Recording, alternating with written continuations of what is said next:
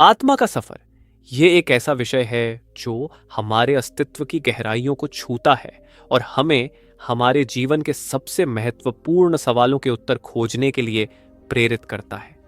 आत्मा का सफर एक व्यक्तिगत और आध्यात्मिक यात्रा है जिसमें हम अपने सच्चे स्वरूप को पहचानने और जीवन के उद्देश्य को समझने की कोशिश करते हैं। मानव जीवन में आत्मा का सफर हमें उन सीमाओं से परे ले जाता है जो हमें भौतिक दुनिया में बांधती हैं। यह सफर हमें उस अनंत शक्ति से जोड़ता है जो हमारे अंदर बसी है। जब हम इस यात्रा पर निकलते हैं तो हम अपने भीतर की शांति, प्रेम और संतोष को पाने की कोशिश करते हैं। आत्मा का सफर केवल ध्यान और साधना का मार्ग नहीं है, बल्कि यह हमारे दैनिक जीवन में भी परिलक्षित होता है। जब हम दूसरों के प्रति दया, करुणा और सहानुभूति दिखाते हैं, तब हम इस यात्रा को और अधिक समृद्ध बना रहे होते हैं। आत्मा का सफर हमें यह सिखाता है कि सच्ची खुशी बाहरी चीजों में नहीं बल्कि हमारे भीतर है। हमारे प्राचीन ग्रंथों, वेदों और उपनिषदों ने भी आत्मा के सफर की महिमा का वर्णन किया है। उन्होंने हमें बताया है कि आत्मा अमर है और यह निरंतर विकास और उन्नति के मार्ग पर अग्रसर रहती है। यह सफर केवल एक जीवन तक सीमित नहीं है, बल्कि यह अनेक जन्मों और पुनर्जन्मों का एक सिलसिला है। आज की भाग दौड़ भरी जिंदगी में आत्मा का सफर हमें ठहराव और आत्मविश्लेषण का अवसर देता है। यह हमें याद दिलाता है कि हम केवल शरीर और मन नहीं हैं, बल्कि उससे कहीं अधिक हैं। जब हम आत्मा के सफर को अपनाते हैं तो हम अपने जीवन को एक नई दिशा और गहराई दे सकते हैं। तो आइए हम सब मिलकर इस आत्मा के सफर पर चलें और अपने अंदर की दिव्यता को पहचानें। यही सफर हमें हमारे सच्चे स्वरूप से परिचित कराएगा और हमें जीवन के वास्तविक अर्थ और उद्देश्य का ज्ञान देगा। मरने के बाद आत्मा का क्या होता है, पार्ट 2। और हाँ, यह बात भी सही है कि परमात्मा का प्रकाश उस दिव्य ध्वनि से अलग नहीं है। महाराज सावन सिंह जी कहते हैं कि प्रकाश और ध्वनि दोनों शब्द में से ही निकलते हैं। इस भौतिक संसार में तो वह प्रकाश और ध्वनि जड़ माया में ही खो गए हैं। इस धुन को ऊपर के श्रेष्ठ मंडलों में सुना जा सकता है और प्रकाश को देखा जा सकता है। उच्चतम मंडलों में यह सुरीली ध्वनि इतनी मनमोहक है जिसे मनुष्य ने स्थूल कानों द्वारा न तो कभी सुना होगा और न ही कभी सुन सकता है। उस दिव्य प्रकाश की एक किरण में लाखों सूरज और चंद्रमा का प्रकाश है। यद्यपि शब्द की शक्ति में प्रकाश और ध्वनि दोनों ही समाहित हैं, परंतु पूर्ण संत प्रायः ध्वनि को अधिक महत्व देते हैं, जो ईश्वर की सृजनात्मक शक्ति है। द बुक ऑफ जेनेसिस में हमें बताया गया है, और परमात्मा ने कहा प्रकाश हो जाए, और प्रकाश हो गया। इस कथन से स्पष्ट है कि परमात्मा की आवाज उसके प्रकाश से पहले आई। एक नया साधक साधना में उसी ध्वनि का अनुभव करता है जो शब्द की पहली विशेषता है। फिर भी ईश्वरीय सत्य तक पहुंचने की यात्रा में आध्यात्मिक खोजी जब चेतना के ऊंचे मंडलों से गुजरता है, ध्वनि और प्रकाश दोनों उसके साथ साथ रहते हैं। पूर्ण संत महात्माओं के अनुसार यह ध्वनि प्रकाश में से आती है और प्रकाश ध्वनि में से आता है। विद्युत की आकर्षण शक्ति भी ठीक इसी प्रकार काम करती है। जैसा कि वैज्ञानिक हेजन और ट्रेफिल कहते हैं, विद्युत और उसका आकर्षण दोनों एक ही अद्भुत घटनाक्रम के दो अभिन्न पहलू हैं। इन्हें एक दूसरे के बिना प्राप्त नहीं किया जा सकता। इसी प्रकार शब्द भी दो रूपों में प्रकट होता है ताकि वह जीवात्मा को निज घर का रास्ता दिखा सके। महाराज चरण सिंह जी लिखते हैं, शब्द में ध्वनि और प्रकाश दोनों ही मिले हुए हैं। ध्वनि के द्वारा वह दिशा निश्चित होती है जहां से वह आ रही है, और प्रकाश हमें उस ओर ले जाने में सहायक होता है। महाराज सेठ शिवदयाल सिंह स्वामी जी महाराज समझाते हैं कि 5 आध्यात्मिक ध्वनियों के अनुसार आंतरिक जगत के 5 मंडल हैं। हर एक मंडल की एक विशेष ध्वनि है जो एक दूसरे से भिन्न है। आत्मा एक मंडल की धुन को पकड़कर उसी के सहारे एक के बाद दूसरे मंडल में पहुंचती है। अब प्रश्न उत्पन्न होता है कि हम शब्द को देख या सुन क्यों नहीं सकते। हाइंस ने पिछले प्रकरण में कहा है। भौतिक शास्त्री निक हर्बर्ट टिप्पणी करते हैं कि देखने और सुनने की इंद्रियों में बहुत अधिक समानता है, क्योंकि दोनों का कार्य विशेष तरंगों की गतिशीलता को अनुभव करना है। वह कहते हैं, स्थूल दृष्टि 400 से 700 नैनोमीटर मीटर का 1 अरबवां हिस्सा के बीच की गति रखने वाली विद्युत आकर्षण शक्ति के स्पंदनों की अपनी क्षमता है, जिसे दूसरे शब्दों में प्रकाश कहा जाता है। हमारे स्थूल कान 20 चक्र से 20,000 चक्र प्रति सेकंड तक की ध्वनि तरंगों की गतिशीलता सुन सकते हैं। मानव शरीर इन सीमाओं से परे की तरंगों को अनुभव करने में असमर्थ है। शब्द परमात्मा की माया रहित रचना शक्ति है, इसीलिए स्थूल आंखों या कानों से इसे देखा या सुना नहीं जा सकता, भले ही कान, आंख आदि इंद्रियां कितनी ही संवेदनशील क्यों न हो। असल में भौतिक जगत की गतिविधियों और दृश्यों की अनुभूति हमारी चेतना के उस बिंदु को बाहर तथा नीचे की ओर खींचती है जहां से शब्द से संपर्क किया जा सकता है। हम अपनी आत्मा की इस शक्ति को नहीं पहचानते क्योंकि हमारा ध्यान एकाग्र होने के बजाय इधर उधर फैला हुआ है। जिस प्रकार गैसोलीन या पेट्रोल के एक टैंक में समाई शक्ति को यदि एक अकेले प्रोटॉन पर केंद्रित किया जाए तो यह महाशक्ति के बराबर हो जाती है, उसी प्रकार यदि हमारी चेतना अंतर्मुखी होकर एक बिंदु पर एकाग्र हो पाए तो इसका शब्द के साथ जुड़ जाना संभव है। जैसा कि ईसा मसीह ने कहा है, अगर तुम एक आंख वाले हो जाओ तो तुम्हारा सारा शरीर प्रकाश से भर जाएगा। मैथ्यू 6:22। और ध्वनि से भी महाराज सावन सिंह जी के वचन हैं, शब्द की गूंज कण कण हो रही है लेकिन हम इसे सुन नहीं पाते क्योंकि हम अंतर में इससे क हुए नहीं हैं। इस आंतरिक शक्ति से संपर्क करने में रुकावट कौन है? सिर्फ एकाग्रता की कमी। पूर्ण ज्ञान, परम आनंद और प्रेम हमा अंतर में है, कहीं बाहर नहीं है। फिर भी हमारा लगभग सारा ध्यान वहां विषय विकारों, विचारों, कल्पनाओं और भावनाओं में फैला हुआ है।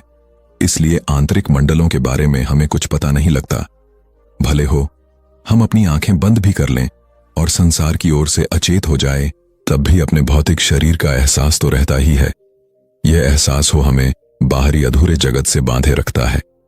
महाराज चरण सिंह जी लिखते हैं, शब्द तो इस समय भी हमारे अंदर है। आत्मा शब्द की एक किरण है और यही आत्मा हमारे शरीर में फैली हुई है। हमें अपनी चेतना को वापस तीसरे तिल पर लाना है ताकि वह शब्द के साथ जुड़ सके। फिर शब्द आत्मा को ऊपर की ओर खींच लेगा। शब्द तो हर जगह है, मगर हमें अपनी आत्मा को उस स्तर तक लाना है जहां से शब्द आत्मा को चुंबक की तरह ऊपर खींच सके। सुमिरन और ध्यान की साधना आत्मा को चेतना के उस स्तर तक पहुंचा देती है जहां वह शब्द की सर्वव्याप्त चेतन शक्ति से जुड़ जाती है। इसकी कुछ समानता एक अंतरिक्ष यान को अंतरिक्ष में छोड़े जाने से की जा सकती है। कल्पना करें कि आत्मा एक नियंत्रण करने वाला यात्री है जिसे अंतरिक्ष में ऊपर उठाना है। मन वह शक्तिशाली रॉकेट है जिसके ऊपर यान टिका हुआ है। हमारा शरीर यान को छोड़े जाने वाला स्थान तथा आधार है जो अंतरिक्ष यान के विभिन्न भागों को सहारा देता है। मूल लक्ष्य, सबसे महत्वपूर्ण उद्देश्य है नियंत्रण करने वाले यान अर्थात आत्मा को एक ऊंचे कक्ष में स्थापित करना। इस उद्देश्य की तैयारी में हमारा शरीर आत्मा रूपी यान के ऊपर छोड़े जाने के आधार स्थान के रूप में एक महत्वपूर्ण भूमिका निभाता है। आखिर हमारे शरीर की इंद्रियां हो वह साधन है जिनके द्वारा हम आध्यात्मिक साधना तथा आध्यात्मिक विज्ञान की अन्य खोज की विधियों के विषय में जान प्राप्त करते हैं। जिस प्रकार अंतरिक्ष यान ऊपर उठते समय अंतिम क्षणों में आधार देने वाले उपकरणों से अलग हो जाता है, उसी प्रकार चेतना के जैसे लोगों की ओर आध्यात्मिक उड़ान भरने से पहले हमें भी शरीर सहित सभी भौतिक पदार्थों से अलग होना होगा। इस उड़ान को भरने की शक्ति आरंभ में मन से प्राप्त होती है और यह मन स्थूल इंद्रियों तथा संसार संबंधी विचारों से ऊपर उठने में शक्ति देने वाले इंजन के रूप में कार्य करता है। सुमिरन और ध्यान की अवस्था में साधक उन शब्दों को दोहराता है जो चेतन सत्ता के मंडलों से संबंध रखते हैं। इससे धीरे धीरे मन रचना के सबसे निचले क्षेत्र से ऊपर की तरफ खींचने लगता है। अंतरिक्ष यान को ऊपर की ओर धकेलने वाले रॉकेट पहले यान को आधार स्थान से धीरे से ऊपर उठाते हैं, फिर गति को निरंतर तेज करते हुए यान को ऊपर की ओर धकेलते जाते हैं जब तक वह अदृश्य नहीं हो जाता। आत्मा रूपी नियंत्रण करने वाला यान मन रूपी इंजन पर नियंत्रण रखता है, परंतु मन की शक्ति के बिना यह ऊपर नहीं उठ सकता। फिर एक निश्चित ऊंचाई पर पहुंचने के बाद वे रॉकेट धीरे धीरे यान से अलग होने लगते हैं और नियंत्रण करने वाला यान अपनी ही शक्ति द्वारा आगे को उड़ान भरता है। इसी प्रकार एक निश्चित स्तर पर आत्मा मन का साथ छोड़ देती है और तब शब्द आध्यात्मिक उड़ान के लिए प्रेरक शक्ति बन जाता है। यह शक्ति एक धुन के रूप में सुनाई देती है और प्रकाश के रूप में दिखाई देती है। यह दिव्य शब्द ही सृष्टि के प्रत्येक भाग में शक्ति का संचार करता है। महाराज चरण सिंह जी कहते हैं, यह धुन न केवल हमें रास्ता दिखाती है बल्कि वास्तव में हमें परमपिता के पास वापस भी ले जाती है। पहले हम इसके पीछे पीछे चलते हैं, फिर जैसे जैसे हम अंतर में ऊंचे स्तरों को पार करते हैं, हम इसमें समा जाते हैं और इस पर सवार होकर शब्द धुन के द्वारा निज धाम की ओर आगे बढ़ते हैं। शब्द एक चुंबक के समान आत्मा को अपनी ओर खींच रहा है और निज धाम की ओर आकर्षित कर रहा है। आत्मा का सफर पार्ट 2। और हां, यह बात भी सही है कि परमात्मा का प्रकाश उस दिव्य ध्वनि से अलग नहीं है। महाराज सावन सिंह जी कहते हैं कि प्रकाश और ध्वनि दोनों शब्द में से ही निकलते हैं। इस भौतिक संसार में तो वह प्रकाश और ध्वनि जड़ माया में ही खो गए हैं। इस धुन को ऊपर के श्रेष्ठ मंडलों में सुना जा सकता है और प्रकाश को देखा जा सकता है। उच्चतम मंडलों में यह सुरीली ध्वनि इतनी मनमोहक है जिसे मनुष्य ने स्थूल कानों द्वारा न तो कभी सुना होगा और न ही कभी सुन सकता है। उस दिख प्रकाश की एक किरण में लाखों सूरज और चंद्रमा का प्रकाश है। यद्यपि शब्द की शक्ति में प्रकाश और ध्वनि दोनों ही समाहित हैं, परंतु पूर्ण संत प्रायः ध्वनि को अधिक महत्व देते हैं, जो ईश्वर की सृजनात्मक शक्ति है। द बुक ऑफ जेनेसिस में हमें बताया गया है, और परमात्मा ने कहा, प्रकाश हो जाए, और प्रकाश हो गया। इस कथन से स्पष्ट है कि परमात्मा की आवाज उसके प्रकाश से पहले आई। एक नया साधक साधना में उसी ध्वनि का अनुभव करता है जो शब्द की पहली विशेषता है। फिर भी ईश्वरीय सत्य तक पहुंचने की यात्रा में आध्यात्मिक खोजी जब चेतना के ऊंचे मंडलों से गुजरता है, ध्वनि और प्रकाश दोनों उसके साथ साथ रहते हैं। पूर्ण संत महात्माओं के अनुसार यह ध्वनि प्रकाश में से आती है और प्रकाश ध्वनि में से आता है। विद्युत की आकर्षण शक्ति भी ठीक इसी प्रकार काम करती है। जैसा कि वैज्ञानिक हेजन और ट्रेफिल कहते हैं, विद्युत और उसका आकर्षण दोनों एक ही अद्भुत घटनाक्रम के दो अभिन्न पहलू हैं। इन्हें एक दूसरे के बिना प्राप्त नहीं किया जा सकता। इसी प्रकार शब्द भी दो रूपों में प्रकट होता है ताकि वह जीवात्मा को निज घर का रास्ता दिखा सके। महाराज चरण सिंह जी लिखते हैं, शब्द में ध्वनि और प्रकाश दोनों ही मिले हुए हैं। ध्वनि के द्वारा वह दिशा निश्चित होती है जहां से वह आ रही है, और प्रकाश हमें उस ओर ले जाने में सहायक होता है। महाराज सेठ शिवदयाल सिंह स्वामी जी महाराज समझते हैं कि 5 आध्यात्मिक ध्वनियों के अनुसार आंतरिक जगत के 5 मंडल हैं। हर एक मंडल की एक विशेष ध्वनि है जो एक दूसरे से भिन्न है। आत्मा एक मंडल की धुन को पकड़कर उसी के सहारे एक के बाद दूसरे मंडल में पहुंचती है। अब प्रश्न उत्पन्न होता है कि हम शब्द को देख या सुन क्यों नहीं सकते। हाइंस ने पिछले प्रकरण में कहा है, भौतिक शास्त्री निक हर्बर्ट टिप्पणी करते हैं कि देखने और सुनने की इंद्रियों में बहुत अधिक समानता है, क्योंकि दोनों का कार्य विशेष तरंगों की गतिशीलता को अनुभव करना है। वह कहते हैं, स्थूल दृष्टि 400 से 700 नैनोमीटर मीटर का 1 अरबवां हिस्सा के बीच की गति रखने वाली विद्युत आकर्षण शक्ति के स्पंदनों की अपनी क्षमता है, जिसे दूसरे शब्दों में प्रकाश कहा जाता है। हमारे स्थूल कान 20 चक्र से 20,000 चक्र प्रति सेकंड तक की ध्वनि तरंगों की गतिशीलता सुन सकते हैं। मानव शरीर इन सीमाओं से परे की तरंगों को अनुभव करने में असमर्थ है। शब्द परमात्मा की माया रहित रचना शक्ति है, इसीलिए स्थूल आंखों या कानों से इसे देखा या सुना नहीं जा सकता, भले ही कान, आंख आदि इंद्रियां कितनी ही संवेदनशील क्यों न हों। असल में भौतिक जगत की गतिविधियों और दृश्यों की अनुभूति हमारी चेतना के उस बिंदु को बाहर तथा नीचे की ओर खींचती है जहां से शब्द से संपर्क किया जा सकता है। हम अपनी आत्मा की इस शक्ति को नहीं पहचानते, क्योंकि हमारा ध्यान एकाग्र होने के बजाय इधर उधर फैला हुआ है। जिस प्रकार गैसोलीन या पेट्रोल के एक टैंक में समाई शक्ति को यदि एक अकेले प्रोटॉन पर केंद्रित किया जाए तो यह महाशक्ति के बराबर हो जाती है, उसी प्रकार यदि हमारी चेतना अंतर्मुखी होकर एक बिंदु पर एकाग्र हो जाए तो इसका शब्द के साथ जुड़ जाना संभव है। जैसा कि ईसा मसीह ने कहा है, अगर तुम एक आंख वाले हो जाओ तो तुम्हारा सारा शरीर प्रकाश से भर जाएगा। मैथ्यू 6:22। और ध्वनि से भी। महाराज सावन सिंह जी के वचन हैं, शब्द की गूंज कण कण में हो रही है, लेकिन हम इसे सुन नहीं पाते, क्योंकि हम अंतर में इससे जुड़े हुए नहीं हैं। इस आंतरिक शक्ति से संपर्क करने में रुकावट कौन सी है? सिर्फ एकाग्रता की कमी। पूर्ण ज्ञान, परम आनंद और प्रेम हमारे अंतर में है, कहीं बाहर नहीं है। फिर भी हमारा लगभग सारा ध्यान बाहर विषय, विकारों, विचारों, कल्पनाओं और भावनाओं में फैला हुआ है। इसलिए आंतरिक मंडलों के बारे में हमें कुछ पता नहीं लगता। भले हो हम अपनी आंखें बंद भी कर लें और संसार की ओर से अचेत हो जाए, तब भी अपने भौतिक शरीर का एहसास तो रहता ही है। यह एहसास ही हमें बाहरी अधूरे जगत से बांधे रखता है। महाराज चरण सिंह जी लिखते हैं, शब्द तो इस समय भी हमारे अंदर है। आत्मा शब्द की एक किरण है और यही आत्मा हमारे शरीर में फैली हुई है। हमें अपनी चेतना को वापस तीसरे तिल पर लाना है ताकि वह शब्द के साथ जुड़ सके। फिर शब्द आत्मा को ऊपर की ओर खींच लेगा।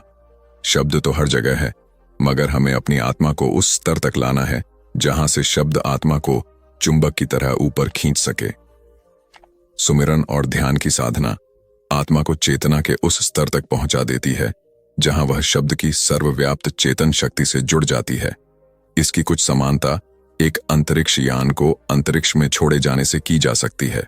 कल्पना करें कि आत्मा एक नियंत्रण करने वाला यान है जिसे अंतरिक्ष में ऊपर उठाना है। मन वह शक्तिशाली रॉकेट है जिसके ऊपर यान टिका हुआ है। हमारा शरीर यान को छोड़े जाने वाला स्थान तथा आधार है जो अंतरिक्ष यान के विभिन्न भागों को सहारा देता है। मूल लक्ष्य, सबसे महत्वपूर्ण उद्देश्य है नियंत्रण करने वाले यान अर्थात आत्मा को एक ऊंचे कक्ष में स्थापित करना।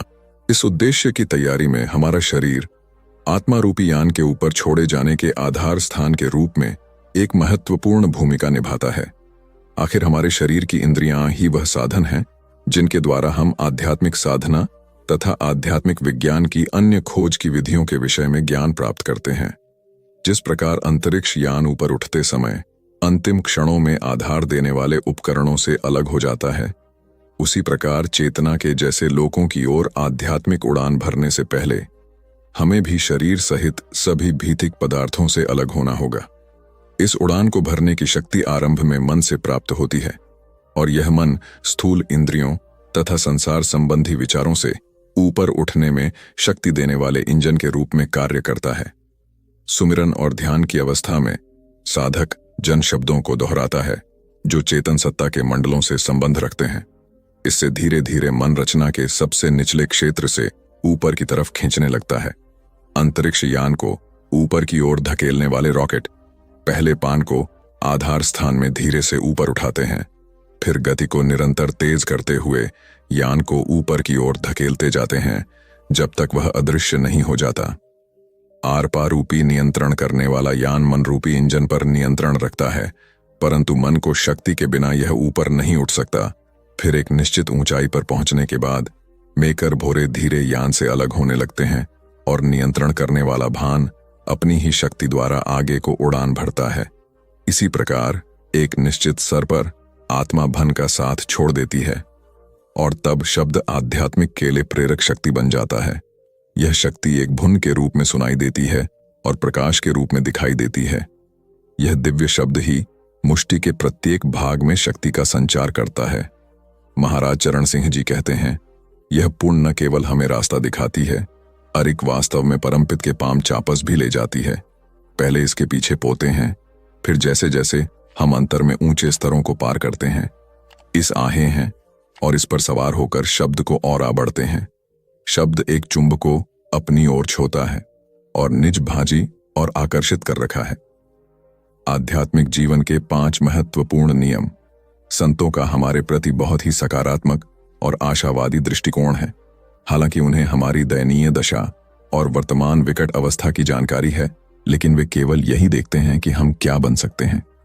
वे जानते हैं कि प्रत्येक व्यक्ति प्रकाश और आनंद से भरपूर एक संपूर्ण व्यक्ति बन सकता है।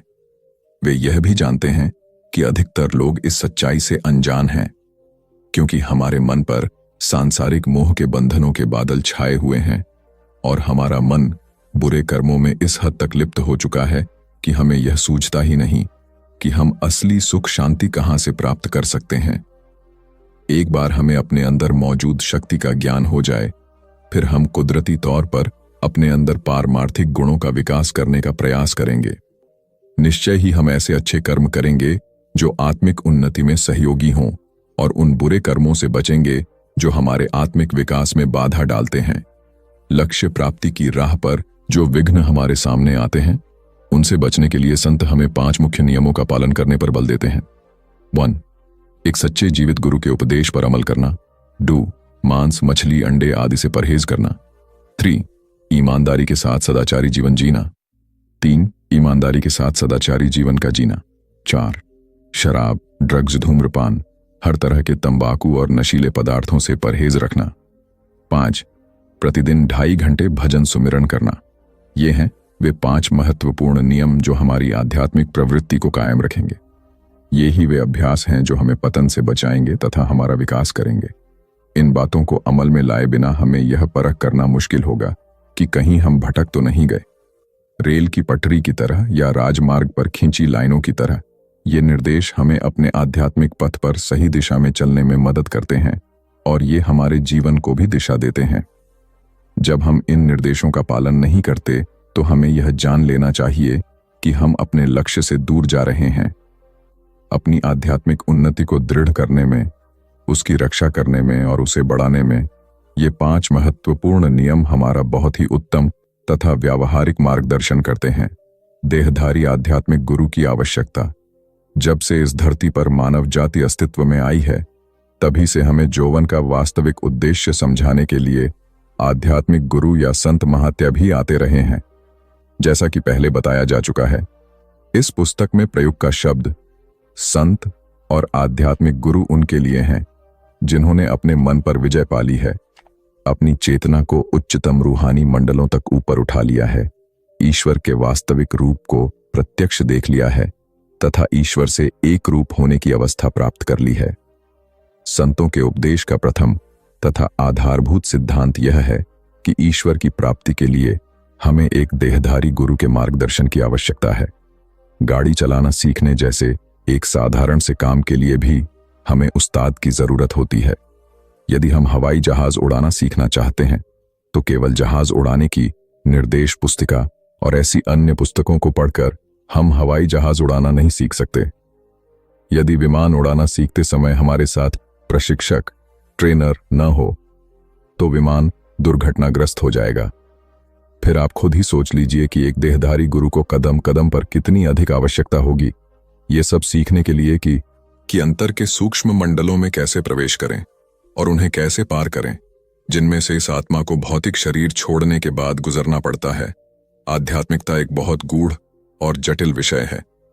उन आंतरिक मंडलों में यात्रा करने के लिए यह आवश्यक है कि हमारे साथ एक ऐसा मार्गदर्शक हो जो उन मंडलों से परिचित हो और जो स्वयं उन मंडलों को यात्रा करता हो। जब तक हम किसी ऐसे व्यक्ति के संपर्क में नहीं आते जो इन आंतरिक मंडलों का पूरी तरह से जानकार हो और जिसके अनुभव से हम लाभ उठा सकें, तब तक हमें इस दिशा में एक कदम उठाना भी मुश्किल होगा। इस संसार में कोई भी व्यक्ति, चाहे वह कितना ही बुद्धिमान, प्रेमी या धार्मिक वृत्ति वाला क्यों न हो, इन आंतरिक मंडलों तक पहुंचने में तब तक हमारी सहायता नहीं कर सकता जब तक वह स्वयं उन मंडलों से न गुजरा हो। जिस प्रकार बाहरी संसार में किसी अनजान और खतरनाक क्षेत्र में यात्रा करते समय हमें किसी मार्गदर्शक की जरूरत पड़ती है, उसी प्रकार आंतरिक मंडलों में भी हमें मार्गदर्शक की आवश्यकता होती है। जब तक किसी ने स्वयं इन आंतरिक सूक्ष्म मंडलों को पार न किया हो, तब तक हमें कैसे विश्वास आ सकता है कि मृत्यु के उस पार भी हमारी उससे भेंट हो सकती है। इसी प्रकार जब तक किसी व्यक्ति ने स्वयं ईश्वर से मिलाप न किया हो, वह हमें कैसे उस ईश्वर तक पहुंचा सकता है। वास्तव में हमें जन्म से ही गुरु की आवश्यकता होती है। चाहे घर में, स्कूल में अथवा जीवन में, हम दूसरों से ही भली भांति सौख सकते हैं।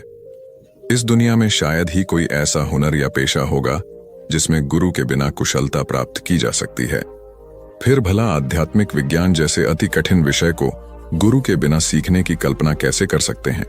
इस संसार के अन्य किसी भी विषय की तुलना में आध्यात्मिक विज्ञान सबसे अधिक चुनौतीपूर्ण है तथा इसे समझने के लिए गुरु को बहुत आवश्यकता है।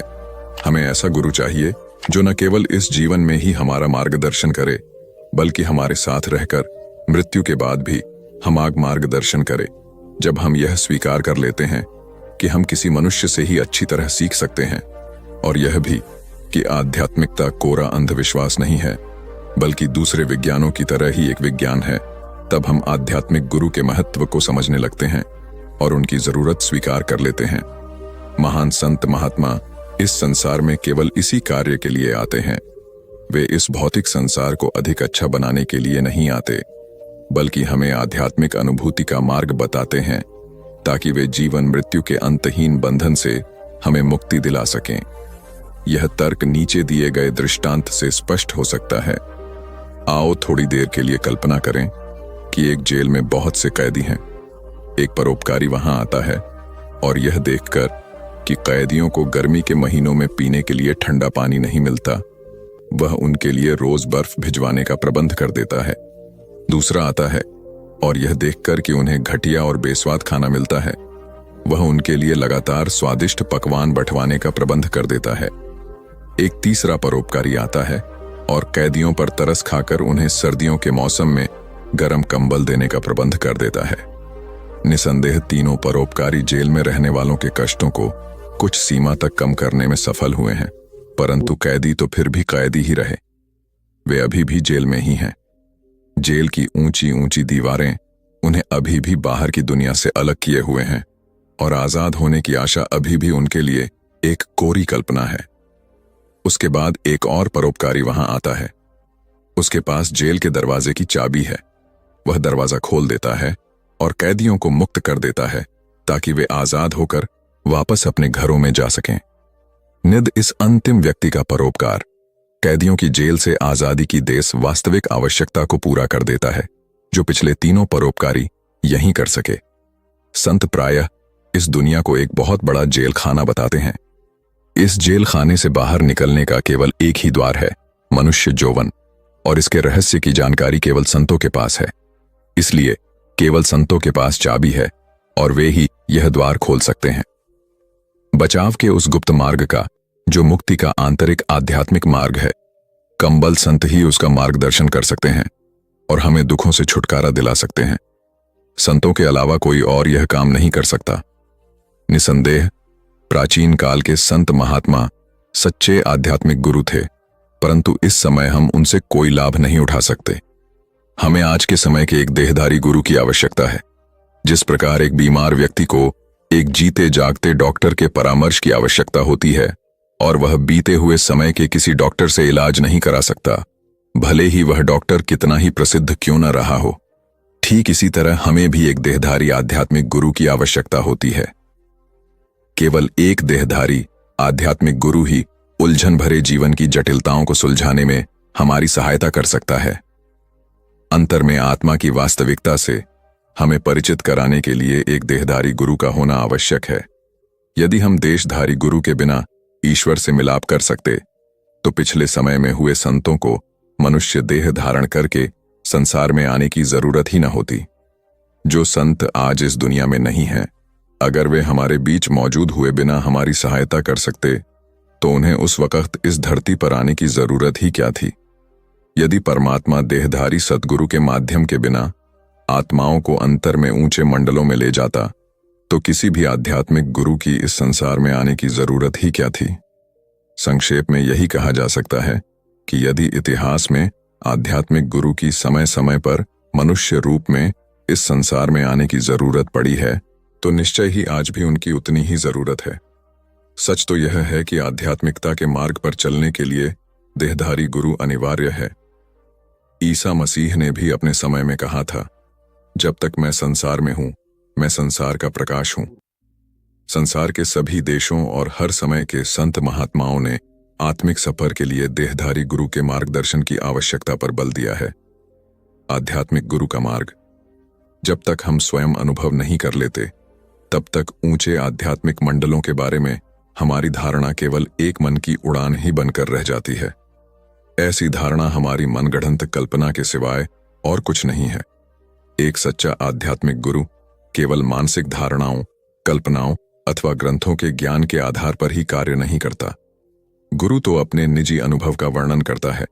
चूंकि संत महात्मा परम आनंद को उच्चतम अवस्था को पाकर परमात्मा के साथ मिलकर एक हो चुके होते हैं, इसलिए वे जो भी बताते हैं वह उन्होंने स्वयं अनुभव किया होता है। सच्चे संत महात्मा हमारे धर्म बदलने का समर्थन कभी नहीं करते। वे हमें आपस में मिलाने के लिए आते हैं, न कि अलग करने के लिए। सूर्य की किरणें देखने में अलग अलग प्रतीत होती हैं, लेकिन जब हम उनके स्रोत की ओर ऊपर देखते हैं तो पता चलता है कि वास्तव में वे मूल रूप में एक ही हैं। परमात्मा को चाहे हम जेहोवा, यीशु, अल्लाह, कृष्ण, विश्व शक्ति अथवा किसी और नाम से पुकारें, लेकिन असल में हम सब उसी एक परम सत्य के साथ संपर्क स्थापित करना चाहते हैं। सच्ची आध्यात्मिकता का हमारे धार्मिक रीति रिवाजों से कोई सरोकार नहीं है। इसका सरोकार तो उस प्रेम को जागृत करने से है जो हम सबके अंदर है, चाहे हम उसे कैसे भी प्रकट करें। हमारे अंतर में कोई सीमाएं नहीं हैं। हम सब अपनी प्राकृतिक विरासत को और अपने अंदर दबे उस खजाने को फिर से खोजना चाहते हैं, और यह खोज कैसे की जाए उसी को सिखाने के लिए सच्चे आध्यात्मिक गुरु संसार में आते हैं। वे स्वर्ग अपने स्रोत परम धाम में लीन हो चुके होते हैं। संसार में रहते हुए भी संत अपनी मर्जी से अपने शरीर से निकलकर उच्चतम रूहानी मंडलों की यात्रा करते हैं और अपनी मर्जी से फिर वापस लौट आते हैं, ताकि वे अपने शिष्यों को जीते जी मरने अर्थात ऊंचे रूहानी मंडलों में पहुंचने की शिक्षा दे सकें। सच्चे आध्यात्मिक गुरु इस संसार को बदलने के लिए नहीं आते। वे अपनी शिक्षा के द्वारा यह स्पष्ट करते हैं कि इस संसार को स्वर्ग बनाने के लिए नहीं रचा गया है। यदि संतों का यही उद्देश्य होता तो पहले आ चुके महान संत महात्माओं ने अब तक इसे स्वर्ग बना दिया होता। संतों का उद्देश्य तो यह सिखाना होता है कि किस प्रकार हम अपनी चेतना को एकाग्र करके परमात्मा के दिव्य शब्द की मधुर धुन में लीन हो सकते हैं। एक बार जब हम आंतरिक धुन से संपर्क कर लेते हैं, तब मन इस धुन का साथ लेकर अपने स्रोत तक पहुंच जाता है और अपने खोए हुए घर को पा लेता है। आत्मा जो मन के साथ वीरानों में भटककर शक्तिहीन और असमर्थ हो गई थी, वह अपनी अलग पहचान खोज लेती है और मन पर जीत हासिल करके फिर अपने स्रोत में ही मिल जाती है। सच्चे आध्यात्मिक गुरु की पहचान। सच्चा आध्यात्मिक गुरु अपने उपदेश का न तो कोई मूल्य लेता है और न ही उसके बदले में कोई दान स्वीकार करता है। कुदरत के दिए मुफ्त उपहार जैसे हवा, पानी, सूर्य के प्रकाश आदि के समान संतों के उपदेश भी मुफ्त दिए जाते हैं। सच्चा आध्यात्मिक गुरु न तो अपने लिए कुछ मांगता है और न ही किसी पर बोझ बनता है, बल्कि सदैव अपनी कमाई द्वारा अपना और अपने परिवार का पालन करता है। वर्तमान समय में ऐसा सच्चा आध्यात्मिक गुरु खोज पाना बहुत कठिन है जो केवल दूसरों की सहायता करने में रुचि रखता हो, परंतु दूसरे के धन के प्रति उसकी कोई लालसा न हो। सच्चा आध्यात्मिक गुरु उन लोगों का विरोध कभी नहीं करता जी उसके विचारों से सहमत नहीं होते, और न ही दूसरों के व्यवहार की शिकायत करता है। वह किसी की निंदा या आलोचना नहीं करता। एक सच्चा आध्यात्मिक गुरु विनम्र और विवेकशील होता है तथा अपनी शक्ति को गुप्त रखता है। वह जादूगरों की तरह लोगों को प्रसन्न करने के लिए चमत्कार नहीं करता। उसका मुख्य उद्देश्य अपने शिष्यों को प्रभु प्राप्ति के लिए शब्द के अभ्यास का उपदेश देना है तथा इस आध्यात्मिक कार्य को उन्नत करने के लिए दैनिक जीवन जीने की विधि बताना है। सतगुरु से मिलाप महत्व। केवल संत ही मृत्यु के भेद को पूरी तरह जानते हैं। मृत्यु के समय जब परिवार, धन संपत्ति और शरीर सभी हमारा साथ छोड़ देते हैं, तब केवल सच्चे आध्यात्मिक गुरु ही अपने शिष्य के साथ रहते हैं। मृत्यु का द्वार पार करते समय वे पूर्ण संत सतगुरु हमारे साथ होते हैं। उसके बाद आध्यात्मिक मंडलों में भी वे हमारा मार्गदर्शन करते हैं। जैसे जैसे हम अध्यात्म को समझने में उन्नति करते हैं, वैसे वैसे यह बात भी अधिक स्पष्ट होती जाती है कि देहधारी आध्यात्मिक गुरु के बिना हम कुछ नहीं कर सकते। हमारे सद्गुरु ही हमारे मित्र, मार्गदर्शक, हमारे आदर्श का जीता जागता उदाहरण होते हैं। वही हमारी आध्यात्मिक उन्नति का आधार और सहारा होते हैं। जब हम देहधारी गुरु के उपदेश पर चलते हैं तो हमें अनगिनत लाभ प्राप्त होते हैं। वह हमें ऐसी योग्यता प्रदान करते हैं जिससे हम प्रेम, सद्भावना, करुणा, कार्यकुशलता आदि के गुण ग्रहण करके एक बेहतर इंसान बनते हैं। अपने दैनिक दायित्वों को ज्यादा अच्छी तरह निभाने वाला श्रेष्ठ मनुष्य बनने में वह हमारी सहायता करते हैं। वह हमारी चेतना को मन और माया के क्षेत्र से ऊपर ले जाने में हमारी सहायता करते हैं। उनके उपदेश पर चलकर जैसे ही हम अपने अंतर में स्थित ईश्वरीय शक्ति से संपर्क स्थापित कर लेते हैं, हमारा कायाकल्प हो जाता है। यह उसी शक्ति का कमाल है जो हमें सब बंधनों से मुक्त कर देती है। आज का दिन एक नई शुरुआत का प्रतीक है, एक ऐसा दिन जब हम अपने सपनों को सच करने की दिशा में एक और कदम बढ़ा सकते हैं। जीवन में हम सभी के सामने चुनौतियां आती हैं, लेकिन उन चुनौतियों का सामना करने का साहस और संकल्प हमारे भीतर ही होता है। जीवन का हर दिन हमें एक नई संभावना देता है, एक नया अवसर देता है। जब हम अपने लक्ष्य के प्रति समर्पित रहते हैं और पूरी मेहनत से काम करते हैं, तो सफलता अवश्य हमारे कदम चूमती है। याद रखिए, महानता कोई एक दिन में हासिल नहीं होती, यह निरंतर प्रयास और धैर्य का परिणाम होती है। हमारी असली शक्ति हमारी सोच में है।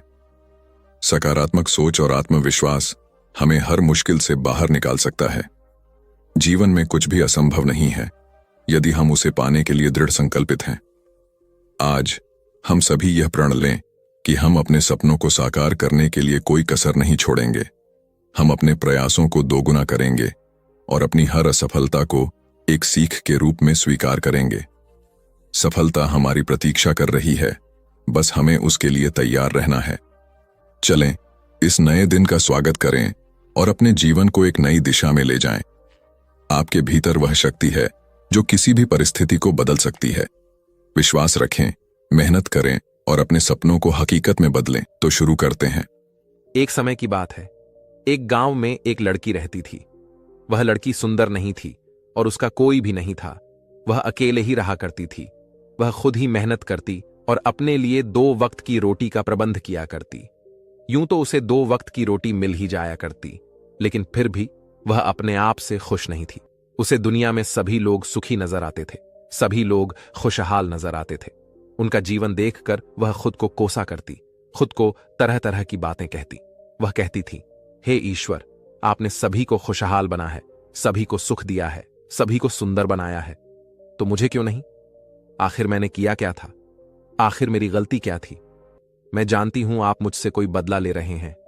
इसी प्रकार एक दिन वह अपने आप से नाराज होकर, निराश होकर एक पेड़ के नीचे बैठी हुई थी और रो रही थी। तभी वहां से एक बौद्ध भिक्षु भिक्षाटन करके गुजर रहे थे। उन्होंने जब उस लड़की को रोते हुए देखा तो वह उसके पास गए और उन्होंने उस लड़की से कहा, पुत्री, क्या बात है, तुम क्यों रो रही हो? इसका जवाब देते हुए वह लड़की उन बौद्ध भिक्षु से कहती है, हे गुरुवर, मुझे कोई प्यार नहीं करता, मुझे कोई पसंद नहीं करता, क्योंकि मैं काली हूं, मैं सुंदर नहीं हूं और मेरे रंग को लेकर लोग मेरा मजाक बनाते हैं। मेरा कोई नहीं, मेरे पास तो धन भी नहीं है। इस दुनिया में हर कोई सुखी है, हर किसी के पास सब कुछ है, हर कोई अपना जीवन खुशहाली से जी रहा है, सभी के पास सब कुछ है, तो मेरे पास क्यों नहीं? आखिर मैंने क्या किया था? आखिर इसमें मेरा क्या कसूर है? क्या मुझे सुखी होने का हक नहीं? क्या मुझे अपना जीवन खुशहाली से जीने का हक नहीं? उन बौद्ध भिक्षु ने उस लड़की की सारी बातें ध्यानपूर्वक सुनी और उसके बाद वह उस लड़की से कहते हैं, पुत्री, अगर तुम मुझे उस व्यक्ति से मिलवा दो जो अपने जीवन में सुखी हो, तो मैं तुम्हें एक ऐसी चीज दूंगा जिससे तुम सुंदर और सुखी दोनों बन जाओगी। उन बौद्ध भिक्षु के मुख से यह सुनकर वह लड़की बहुत प्रसन्न हुई और तुरंत ही उन बौद्ध भिक्षु से कहती है, हे गुरुवर, क्या सचमुच ऐसा हो सकता है? इस पर वो बौद्ध भिक्षु उस लड़की से कहते हैं, हां, यह अवश्य ही हो सकता है। तभी वह लड़की उन बौद्ध भिक्षु से कहती है, हे गुरु, यदि यह सचमुच संभव है तो मैं एक ऐसे आदमी को जानती हूं जो बहुत सुखी है। मैं उसे अभी लेकर आती हूं, आप मेरा यहीं पर इंतजार करना। इस पर वह बहु भिक्षु उस लड़की से कहते हैं, हां पुत्री, जब तक तुम वापस नहीं लौटती मैं तुम्हारा यहीं पर इंतजार करूंगा। इतना कहकर वह लड़की वहां से भागी अपने मालिक के पास पहुंची, जो कि एक किसान था। उसने किसान से कहा, मालिक, आप मेरे साथ चलिए, मुझे एक भिक्षु मिले हैं जिन्हें मैं आपसे बलवाना चाहती हूं। ने कहा है कि अगर मैं एक सुखी व्यक्ति को उनके पास ले जाऊंगी तो वह मुझे सुंदर और सुखी दोनों बना देंगे। उस लड़की की बात सुनकर वह किसान दुखी होकर उस लड़की से कहता है, मैं तुम्हें कहां से सुखी लगता हूं? इस पर वह लड़की उस किसान से कहती है, मालिक, आपके पास तो सब कुछ है, आपके पास तो घर है, अच्छा खाने के लिए है, रहने के लिए अच्छा मकान है, आपका अपना परिवार है, और तो और आपके पास धन भी है है तो आप दुखी कैसे हो सकते हो इस पर? वह किसान जवाब देते हुए कहता है, अरे मूर्ख, मेरी फसल अच्छी नहीं हो रही, इसलिए उसके दाम भी अच्छे नहीं मिल रहे और राजा को लगान भी देनी है। मेरे पास तो अब इतने पैसे भी नहीं हैं कि मैं फिर से अच्छे किस्म के बीज खरीद सकूं, और इस बार बरसात में मेरी सारी की सारी फसल भी खराब हो गई थी। अब तो मेरे हालात और अधिक खराब हो चुके हैं, और ऐसे हालातों में मैं सुखी कैसे रह सकता हूं? जाओ किसी और को ढूंढ लो जो सचमुच सुखी हो। इस पर वह लड़की अपने मालिक से कहती है, मालिक, तो आप ही बताइए, आपके हिसाब से कौन सबसे ज्यादा सुखी है जिसे मैं अपने साथ ले जा सकूं? इस पर वह किसान कुछ देर सोच विचार कर उस लड़की से कहता है, मुझे लगता है कि व्यापारी बहुत सुखी है। उन्हें ना तो फसल उगाने की चिंता है और ना ही फसलों की देखरेख करने की। उन्हें तो बस फसल खरीदनी होती है, और वह उसे कहीं से भी खरीद सकते हैं। और तो और वे अन्य चीजों का भी व्यापार करते हैं जिनका मौसम से कोई लेना देना नहीं होता, और वे लोग हमसे कहीं ज्यादा अधिक धन भी कमाते हैं। लोग उनका आदर सम्मान भी करते हैं। मुझे तो लगता है कि वही सबसे सुखी हैं। तुम उन्हीं के पास जाओ। वह लड़की अपने मालिक की बात सुनकर वहां से भागी भागी एक व्यापारी के पास जा पहुंची और उस व्यापारी से कहती है, मालिक, आप मेरे साथ चलिए। मुझे एक भिक्षु मिले हैं जिन्हें मैं आपसे मिलवा चाहती हूं। उन्होंने कहा है कि किसी ऐसे सुखी व्यक्ति को ले आओ जो सचमुच सुखी हो, और उसके बाद वह मुझे एक ऐसी चीज देंगे जिससे मैं सुंदर और सुखी दोनों हो जाऊंगी। उस लड़की की आवाज सुनकर वह व्यापारी दुख भर शब्दों में उस लड़की से कहता है, अरे, हमारे जीवन में कहां सुख है? चारों ओर से तो हमें दुख ने ही घेर रखा है। चोर, लुटेरे, कत, हमें सबका ध्यान रखना पड़ता है। व्यापार में अभी बहुत घाटा भी चल रहा है, और तो और राजा हमसे अतिरिक्त कर भी वसूल रहे हैं, जिससे अब व्यापार करने में बहुत दिक्कत आने लगी है। हमें सुरक्षा भी नहीं मिल पा रही। जीवन पर हमेशा कोई ना कोई संकट मंडराता ही रहता है। मुझे तो ऐसा लगता है कि मुझसे दुखी इस दुनिया में और कोई नहीं। इस पर वह लड़की उस व्यापारी से कहती है, परंतु मालिक, आपके पास तो इतना धन है, आपके पास इतनी जमीन जायदाद है, आपके पास इतना अन्न है, रहने के लिए इतना बड़ा मकान और खाने पीने के लिए हर प्रकार की सुविधाएं हैं, इसके बाद भी आप दुखी हैं। यह बहुत अजीब सी बात है। मुझे तो लगता था कि आप बहुत सुखी होंगे। खैर, कोई बात नहीं। कृपया करके मुझे कोई ऐसा व्यक्ति बताइए जो आपके हिसाब से बहुत सुखी हो, जिसे मैं उन बहुत भिक्षु के पास ले जा सकूं। इस पर वह व्यापारी कुछ देर सोच विचार कर उस लड़की से कहता है, मुझे लगता है कि राज्य के अधिकारी बहुत सुखी हैं। वह सीधा राजा से संबंध रखते हैं, उनके पास अधिकार है और वह धनवान भी है। वह चोर, लुटेरे और डकैतों से भी नहीं डरते, और वही लोग हमसे धन भी वसूलते हैं, और हमें उनके सामने उनके आदर में झुकना ही पड़ता है, और सभी लोग उनका बहुत मान सम्मान भी करते हैं। मुझे नहीं लगता कि उनके जीवन में कोई भी दुख होगा, और मुझे लगता है कि वही सबसे सुखी है। काश मैं भी राजा का एक अधिकारी होता तो मैं भी अपना जीवन आराम से बिता रहा होता। इस पर वह लड़की उस व्यापारी से कहती है, मालिक, क्या आप किसी अधिकारी को जानते हैं? क्या आप मुझे उनसे मिलवा सकते हैं? मैं उन्हें अपने साथ ले जाऊंगी। अगर वह सबसे सुखी हुए तो इसके बाद मुझे वो बौद्ध भिक्षु कुछ ऐसी चीज देंगे जिससे मैं भी सुंदर और सुखी हो जाऊंगी। बताइए नाना, आप मुझे किसी अधिकारी से मिलवा सकते हैं। मैं आपकी बहुत आभारी रहूंगी। व्यापारी को उस लड़की पर दया आ गई। उसने उस लड़की को एक अधिकारी से मिलवा ही दिया। लड़की ने अधिकारी से मिलने के बाद उस अधिकारी से कहा, मालिक, आप मेरे साथ चलिए। मुझे एक भिक्षु मिले हैं जिन्हें मैं आपसे मिलवा चाहती हूं। उन्होंने मुझसे कहा है कि अगर मैं एक सुखी व्यक्ति को उनसे मिलवा दूंगी तो वह मुझे एक ऐसी चीज देंगे जिससे मैं सुंदर और सुखी दोनों हो जाऊंगी। इस पर वह अधिकारी उस लड़की से कहता है, तुम्हें किसने कह दिया कि मैं सुखी हूं? अरे, मेरे जैसा दुखी व्यक्ति तो इस दुनिया में और कोई नहीं होगा। तुम्हें नहीं पता, लेकिन हम पर कितना दबाव होता है, हमारे ऊपर कितनी जिम्मेदारियां होती हैं। हमें हर एक आदेश को पूरा करना होता है, और वह आदेश भी इतनी आसानी से पूरे नहीं होते। उनके लिए हमें कितनी मुश्किलें उठानी पड़ती है, कितनी दिक्कतों का सामना करना पड़ता है। राजा कुछ भी आदेश पारित कर देते हैं और उसे हमें लागू करना पड़ता है। जनता का गुस्सा और तरह तरह की मुश्किलें, सभी परिणाम हमें ही झेलने पड़ते हैं। और तुम्हें लगता है कि मैं सुखी हूं, ऐसा कुछ भी नहीं है। अगर वह भिक्षु तुम्हें सुखी कर दे तो तुम उसे मुझे भी मिलवा। मैं भी तो सुखी होना चाहता हूं, मुझे भी अपना जीवन खुशहाली से बिताना है। भला अधिकारी बनकर मुझे क्या मिला? रोज रोज की तरह तरह की तनाव। इस पर वह लड़की आश्चर्य से उस अधिकारी से कहती है, मालिक, जहां तक मैं सोचती थी कि आप सबसे सुखी हैं, लेकिन आप भी सुखी नहीं लग रहे। परंतु आपको क्या लगता है, इस दुनिया में कोई ऐसा व्यक्ति है जो सबसे सुखी हो? क्या आप मुझे बता सकते हैं? मैं आपकी बहुत बहुत आभारी रहूंगी।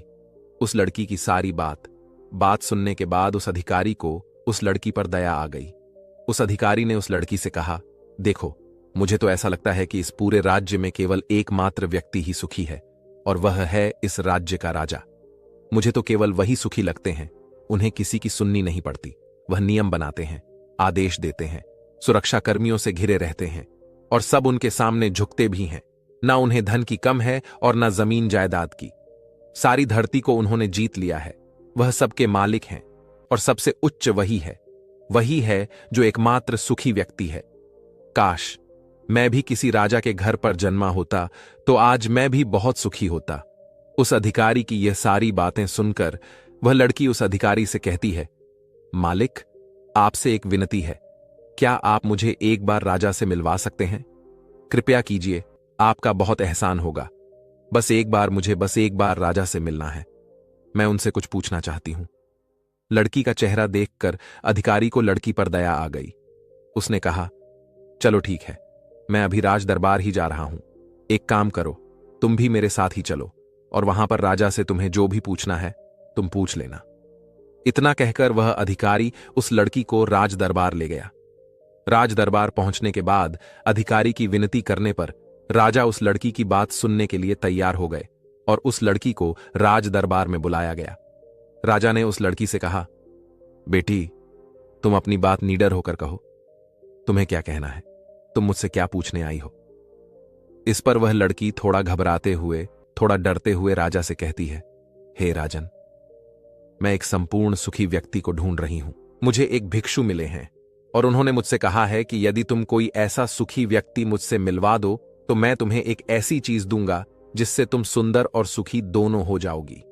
काफी लोगों से मिलने के बाद मुझे यह पता चला कि आप ही हैं जो इस दुनिया में एकमात्र सुखी व्यक्ति हैं।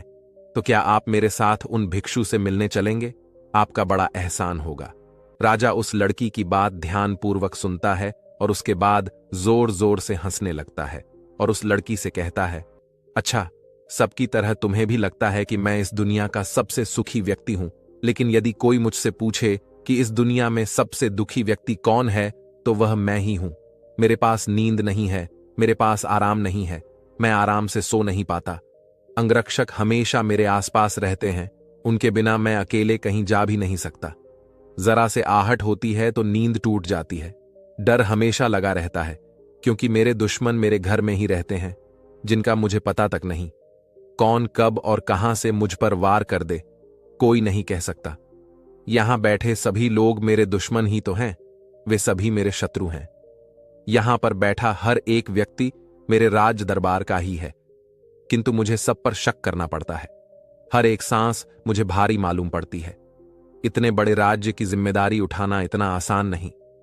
तुम्हें लगता होगा कि राजा के पास तो सभी ऐशो आराम है, धन है, दौलत है, जमीन जायदाद है, उनके पास किसी चीज की कोई कमी नहीं, और इस हिसाब से तो उन्हें सुखी होना ही चाहिए। किंतु मैं तुम्हें बता दूं कि यह सब सुख नहीं देते। इस पर वह लड़की राजा से कहती है, हे राजन, क्षमा कीजिएगा, परंतु यदि सुख धन दौलत नहीं देती, राज्य नहीं देता, जमीन जायदाद नहीं देती, ऐशो आराम नहीं देता, तो क्या हुआ? कम से कम सुंदरता तो सुख देती है।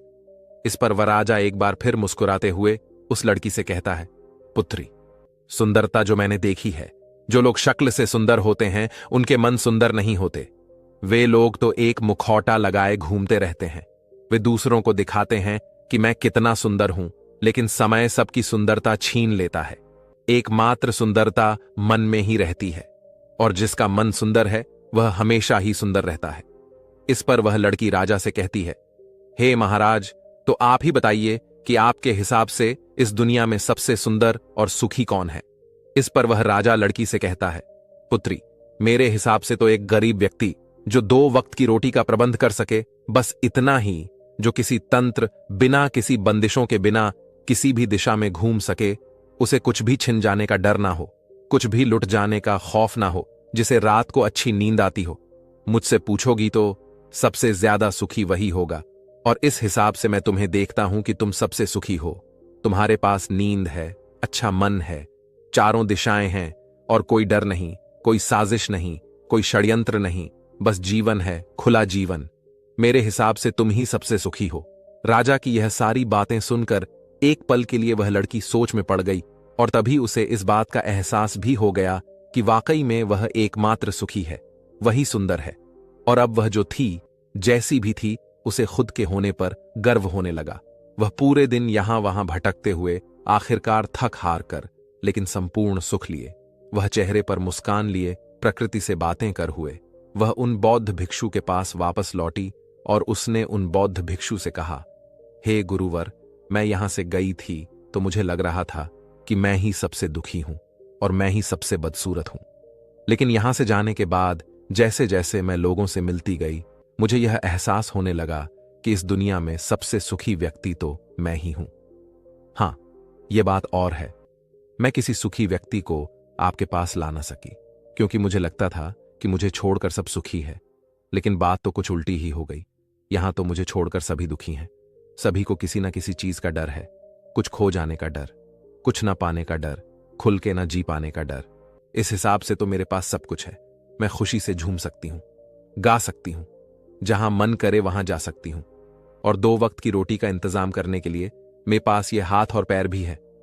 मुझे किसी चीज का कोई गम नहीं। मेरे पास ऐसा कुछ नहीं जिसके खोने का डर मुझे सताए। इस पर वह बहुत भिक्षु उस लड़की से कहते हैं, पुत्री, आखिरकार तुम्हें वह सुंदरता और सुख मिल ही गया। अब से तुम सुंदर और सुखी हो। यह कहकर वो बद भिक्षु वापस अपने आश्रम लौट गए और वह लड़की भी अब जान चुकी थी कि वही सबसे सुंदर और सुखी है। अब उसे किसी बात का कोई कम नहीं था। वह कभी अपने आप को अब कोसा नहीं करती थी, बल्कि वह अपने आप में हमेशा खुश रहती थी, हमेशा मस्त रहती थी। दोस्तों, हमें भी ऐसा ही लगता है कि हमारे पास कुछ नहीं और सामने वाले के पास सब कुछ है। वह कितना सुखी है, उसके पास हर चीज है, हर ऐशो आराम है, हर सुविधाएं हैं। किंतु ऐसा है नहीं। यह केवल आपके देखने का नजरिया है। असली सुख तो आपके पास ही है और वह है संतुष्टि। यदि आप अपने आप से संतुष्ट हैं, आपके पास जो कुछ भी है उसमें यदि आप खुश हैं, तो आपको कोई भी गम डरा नहीं सकता, आपको कोई भी दुख परेशान नहीं कर सकता। किंतु हमारी सबसे बड़ी तकलीफ यही है कि हम खुद को नहीं बल्कि दूसरों को ज्यादा देखते हैं। दूसरों से हम ज्यादा प्रेरित होते हैं और उनकी खुशी देखकर हमारे भीतर ईर्ष्या का भाव उत्पन्न होने लगता है। हमें तकलीफ होती है कि उनके पास इतना सुख कैसे है और हम इतने दुखी क्यों हैं, क्योंकि हम केवल उनकी तरफ ही नजर गड़ाए हुए हैं। हमने तो अपने पास देखा ही नहीं कि हमारे पास क्या है। हम उस पर कभी ध्यान नहीं देते, बल्कि हम तो हमेशा इस पर ध्यान देते हैं कि हमारे पास क्या नहीं है, और यही नजरिया आपको दुख और तकलीफों की ओर ले जाता है। आप चाहकर भी सुखी नहीं रह पाते क्योंकि आपने अपना नजरिया ज नहीं पर गड़ा रखा है। वहीं पर यदि आप इस तरह से सोचे कि मेरे पास बहुत कुछ है, रहने के लिए अच्छा घर है, खाने के लिए अच्छा खाना है, पहनने के लिए अच्छे कपड़े हैं, कम से कम 2 वक्त की रोटी का आपके लिए इंतजाम भी हो जाता है, लेकिन बहुतों के पास तो यह भी नहीं होता, तो क्या आप सुखी नहीं हैं? क्या आपके पास वो सब नहीं है जो उनके पास नहीं? जरा एक पल के लिए सोच कर देखिएगा। अब आप में से कितने लोग यह कहेंगे कि यह सब तो खाली बेकार की बातें हैं, ऐसा कहने से कुछ नहीं होता। लेकिन मेरी बात का विश्वास कीजिए, बस एक बार के लिए आप 24 घंटे के लिए यह प्रण कीजिए कि आप केवल सकारात्मक सोचेंगे और अपने जीवन में हो रहे सकारात्मक विचारों पर ध्यान देंगे, सकारात्मक घटनाओं पर ध्यान देंगे। आप देखेंगे कि वह दिन आपका बहुत अच्छा बीतेगा और उस दिन आप बहुत अच्छा महसूस करेंगे। आप जिस कार्य में हाथ डालेंगे वह कार्य आप पूरा भी कर सकेंगे। आप उस दिन जैसा चाहेंगे वैसा कर पाएंगे। क्या आप अपने आप को चुनौती देने के लिए तैयार हैं? क्या आप 24 घंटे केवल अच्छा सोचने के लिए तैयार हैं? अगर हां, तो आप मुझे कमेंट में जरूर बताएगा। इससे यह भी पता चल जाएगा कि कितने लोग चाहते हैं कि उनका जीवन सचमुच बदले और कितने लोग नहीं। इसी के साथ में उम्मीद है कि आपको आज की यह वीडियो पसंद आई होगी। दोस्तों, अगर आप खुद को बहुत कमजोर और लाचार पा रहे हैं, कुछ करने की सोच रहे हैं पर कर नहीं पा रहे हैं, या यूं कहे कि आपके अंदर आत्मविश्वास की कमी है और हर जगह आपको असफलता का मुंह ही देखना पड़ रहा है, तो आपको जीवन में एक बार इस सच्ची कहानी को जरूर सुनना चाहिए।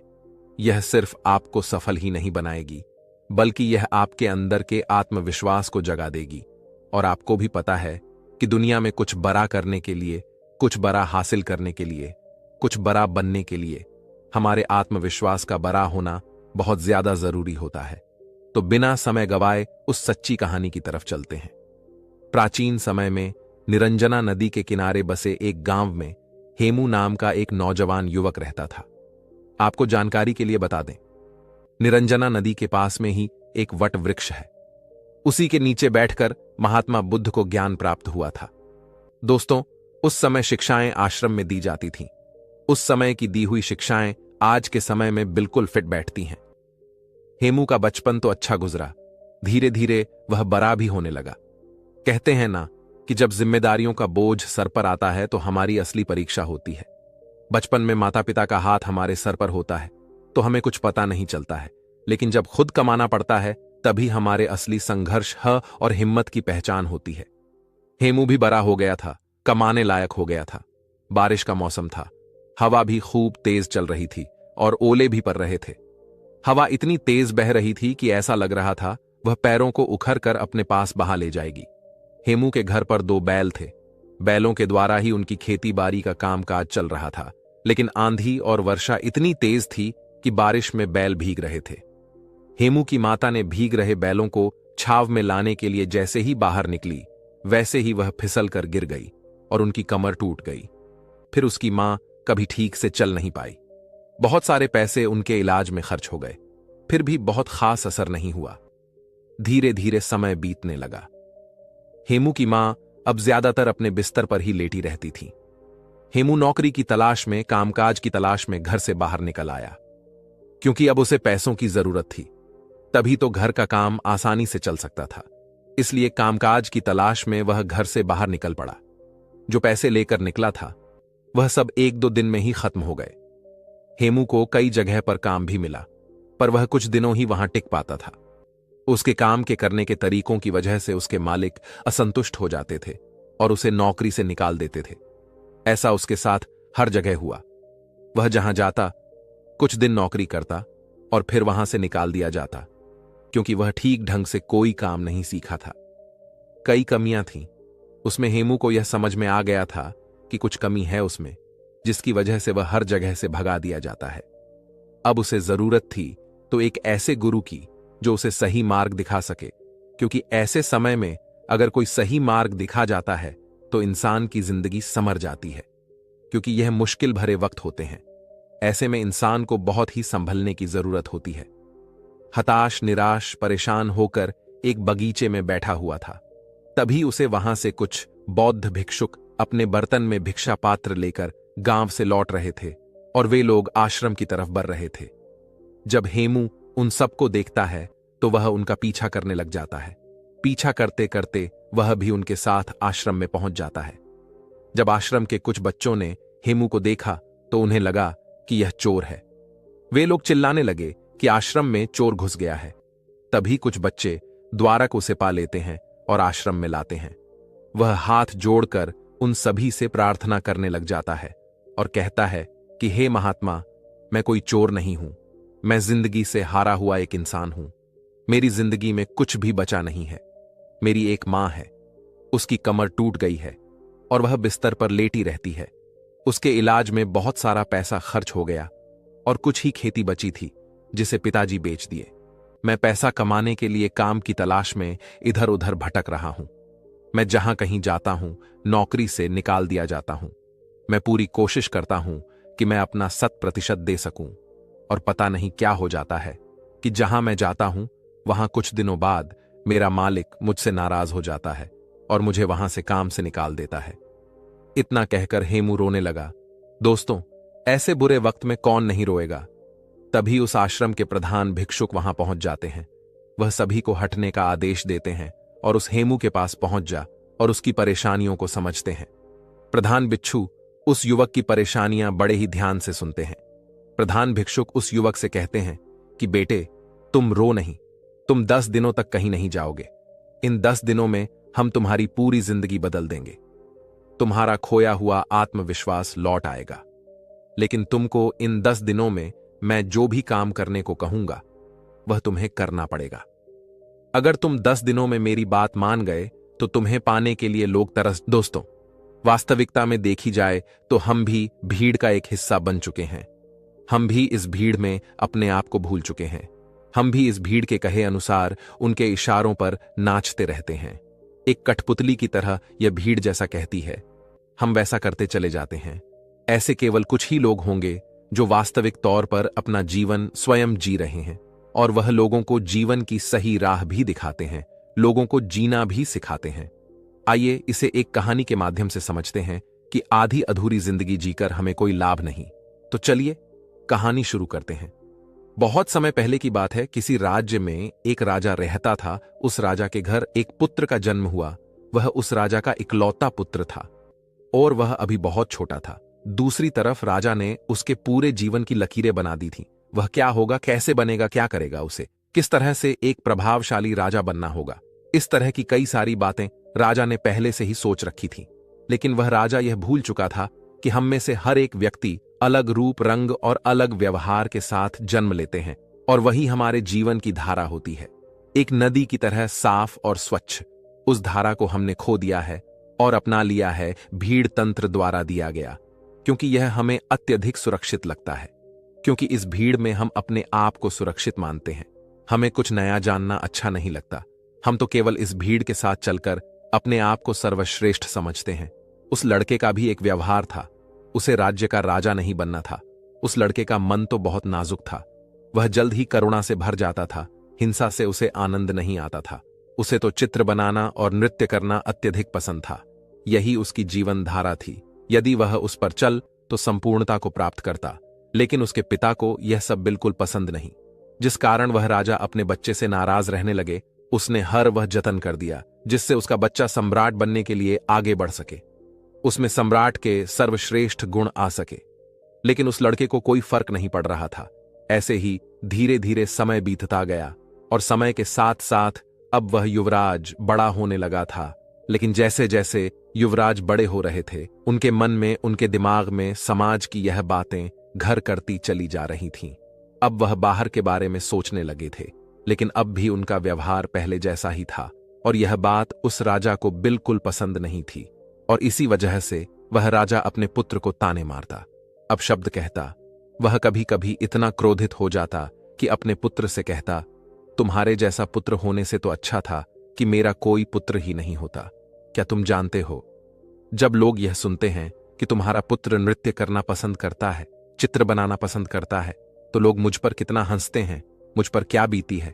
क्या तुम जानते हो वह मेरे बारे में कैसी कैसी बातें करते हैं, और यह सब तुम्हारी वजह से है। राजा के पुत्र को अपने पिता की यह बात लग गई। उसके बाद उसने निश्चय किया कि वह अपने पिता की बातों का पालन करेगा। वह अपने पिता की आज्ञा का पालन करेगा। उसके पिता जैसा उसे बनाना चाहते हैं वह वैसा बनकर रहेगा। एक बार जब उसके पिता खुश हो जाएंगे तो वह वापस अपने साधारण जीवन को जीने लगेगा। उस दिन से ही युवराज ने बहुत प्रयास किए, निरंतर अभ्यास किया, और आखिरकार वह एक ऐसा योद्धा बन गया जिसे हराना नामुमकिन था। उसने कई ऐसी लड़ाइयां लड़ी जिन्हें जीतना नामुमकिन था, लेकिन वह अपने पराक्रम के दम पर विजय हुआ। और जब भी वह विजय होकर वापस अपने महल लौटता तो उसे यही लगता कि अब तो उसके पिता उससे अत्यधिक प्रसन्न हो जाएंगे। लेकिन हर बार जब वह विजय होकर घर लौटता तो उसके पिता उसे केवल एक ही बात कहते, बेटा तुम्हें तो अभी और सीखना है, अभी तुम पूर्ण रूप से एक योद्धा नहीं बने हो।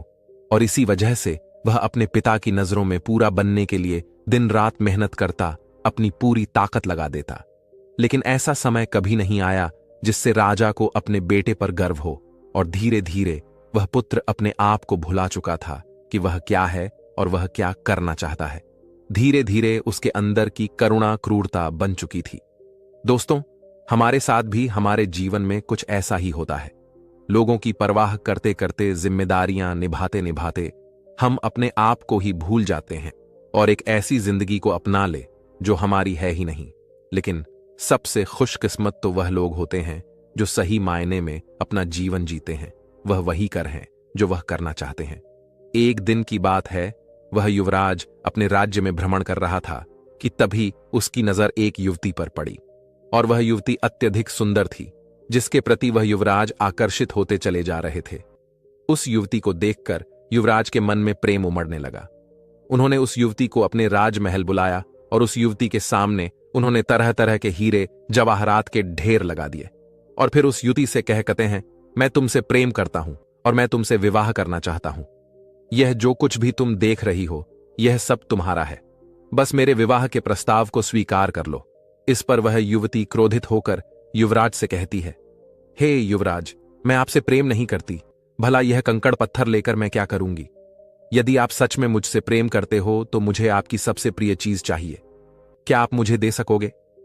इस पर वह युवराज कहता है, सुंदरी, जो कुछ तुम चाहो वह मैं तुम्हें देने के लिए तैयार हूं। इस पर युवती कहती है, हे युवराज, मुझे आपका यह राजमहल, यह राजपाट, यह शानो शौकत नहीं चाहिए। मैं तो एक साधारण सी युवती हूं और मैं आपसे भी यही चाहती हूं। क्या आप मेरे साथ एक साधारण युवक बनकर जीवन व्यतीत कर पाएंगे? क्या मेरे साथ एक साधारण युवक बनकर चल सकेंगे? अपना यह राजपाट, यह शानो शौकत, क्या आप छोड़ सकेंगे? उस युवती की यह बात सुनकर वह युवराज बहुत सोच में पड़ गया और उस युवराज को देखकर वह युवती हंस पड़ी और कहने लगी, हे युवराज, यह आपकी धन दौलत, यह आपका साम्राज्य, हमारी जिंदगी में कुछ नहीं। धन दौलत, मान सम्मान, पद प्रतिष्ठा ही प्रेम की कसौटी बन जाता है। आपने तो देखा ही होगा, जिसके पास जितनी ज्यादा धन दौलत होती है, मान सम्मान होता है, पद प्रतिष्ठा होती है, लोग उसे ही अधिक प्रेम करते हैं, उसकी अधिक फिक्र करते हैं, हमेशा उसके साथ खड़ रहे उसका सम्मान करते हैं। लेकिन यह सब सच नहीं होता। वास्तविक तौर पर तो वे लोग उस धन दौलत के अधीन होते हैं, उस धन दौलत का सम्मान कर रहे होते हैं, उस राज्यपाठ का, उस पद प्रतिष्ठा का, उस मान सम्मान का आदर कर रहे होते हैं। वे लोग उसकी वाह वाह कर रहे होते हैं, उसी की प्रशंसा कर रहे होते हैं, जो कि एक दिखावा है, जो कि एक झूठ है। और इन सभी झूठों के पीछे हम अपना पूरा जीवन यूं ही व्यतीत कर देते हैं। हम सब इनके पीछे भागते रहते हैं, फिर चाहे वह कोई गरीब हो या फिर कोई अमीर। लेकिन आखिरी सांस तक ना तो कोई गरीब से प्रेम करना चाहता है और ना ही उसकी कोई फिक्र करता है। लेकिन यदि आप किसी को धन दौलत, मान सम्मान, पद प्रतिष्ठा दिखाएंगे तो वह अवश्य ही आपकी झूठी तारीफ करेगा और वह आपका झूठा सम्मान भी करने के लिए तैयार रहेगा। वह आपसे केवल इसलिए जुड़ा रहेगा क्योंकि उसे वे सारी चीजें पसंद हैं, ना कि आप। उस युवती की यह सारी बातें सुनकर युवराज एक बार फिर से कुछ देर के लिए सोच विचार करने लगते हैं और कुछ देर बाद वह उस युवती से कहते हैं, मैं तुम्हारे साथ चलने के लिए तैयार हूं, जैसा तुम चाहती हो। मैं एक साधारण जीवन जीने के लिए तैयार हूं, बस मैं अपने माता पिता को इसकी सूचना देना चाहता हूं। एक गांव में एक आलसी आदमी रहता था। वह इतना आलसी था कि वह अपना कोई भी काम समय पर नहीं करता था। वह अक्सर सुबह देर तक बिस्तर पर पड़ा रहता और फिर जब उठता तो कभी यहां बैठता, कभी वहां बैठता, कभी इससे बातें करता तो कभी उससे बातें करता, कभी बच्चों के साथ खेलने लग जाता तो कभी सुबह सुबह ही गैर जरूरी काम करने लग जाता। तो इस तरीके से वह अपना सुबह का समय व्यतीत कर देता और फिर जब दोपहर नजदीक आने लग जाती तो सोचता कि अब तो दोपहर होने वाली है, इसीलिए स्नान करके पहले भोजन कर लेता हूं, फिर काम करूंगा। फिर जब वह भोजन कर लेता तो सोचता, अभी थोड़ी देर आराम कर लेता हूं, फिर काम में लग जाऊंगा। जब वह आराम करने के लिए लेटता तो उसे नींद आ जाती और वह 1.5-2 घंटे की गहरी नींद में चला जाता। जब वह नींद से जागता तब तक शाम का समय नजदीक आ जाता और वह सोचता, अभी थोड़ी देर में काम शुरू करूंगा। लेकिन आदत से लाचार वह फिर कोई गैर जरूरी काम पकड़ लेता या फिर किसी मित्र या पड़ोसी से गप्पे मारने लग जाता या फिर कहीं आसपास घूमने निकल जाता। इस तरीके से उसकी शाम भी बीत जाती और रात आ जाती। रात में भोजन के पश्चात जब वह सोने के लिए जाता तो वह आत्मग्लानि से भर जाता। उसे यह सोचकर बड़ा दुख होता कि मेरा आज का दिन भी यूं ही बर्बाद हो गया। वह रात को यह निश्चय करके सोता कि मैं कल सुबह जल्दी उठकर अपने काम पर लग जाऊंगा, किसी भी प्रकार का टाल मटोल नहीं करूंगा और ना ही आलस्य करूंगा। लेकिन जब सुबह होती तो उसका आलस्य फिर उसे घेर लेता। उसका बिस्तर छोड़ने का मन नहीं करता। वह देर से उठता और आदतन वह सारे काम करता जो उसने पिछले दिन के थे। तो इस तरीके से वह आलस्य और टाल मटोल के चक्कर में फंस चुका था। ऐसा नहीं था कि वह कुछ करना नहीं चाहता था या फिर आलस्य के अपने इस चक्कर को तोड़ना नहीं चाहता था। वह कई बार आलस्य के इस चक्कर को तोड़ कर अपने महत्वपूर्ण कामों को करने में जुट भी जाता था, लेकिन वह अपनी इस नई आदत को लंबे समय तक कायम नहीं रख पाता था और फिर से अपनी वही पुरानी टाल मटोल की आदत में फंस जाता था। उसके इस आलस्य और काम को टालने की आदत से उसके साथ साथ उसके घर वाले भी बहुत परेशान थे, क्योंकि वह उन कामों को भी टाल रहता था जिससे उसका घर चलता था। खेती उसकी आय का एकमात्र स्रोत थी, लेकिन वह खेती के कामों में भी टाल मटोल करता रहता था। वह ना तो समय पर जुताई बिवाई करता, ना ही फसलों की सही से देखभाल करता और ही समय पर फसलों को पानी देता, जिससे उसकी फसल औरों के मुकाबले कम होती थी और वह उससे उतनी आय नहीं कर पाता था जिससे उसके घर का खर्च आसानी से चल सके। घर में पैसों की कमी की वजह से अक्सर उसे पत्नी के गुस्से और तानों का सामना करना पड़ता था और कभी कभी तो बात लड़ाई तक भी पहुंच जाती थी, जिससे अब वह बहुत परेशान रहने लगा था। लेकिन वह चाहकर भी अपने इस मानसिक आलस्य के दुष्चक्र को तोड़ नहीं पा रहा था। एक दिन ऐसे ही वह अपने घर के बाहर बैठकर अपने आलस्य से बाहर निकलने का तरीका सोच रहा था कि तभी अचानक उसकी नजर अपने घर से कुछ दूरी पर बने मंदिर में रहने वाले महात्मा जी पर पी। महात्मा जी को देखते ही उस आलसी व्यक्ति को महात्मा जी के अनुशासित दिनचर्या की याद आ गई। उसने सोचा, ये महात्मा जी रोज सुबह 4 बजे से भी पहले उठकर गांव के बाहर के नदी से स्नान करके आ जाते हैं।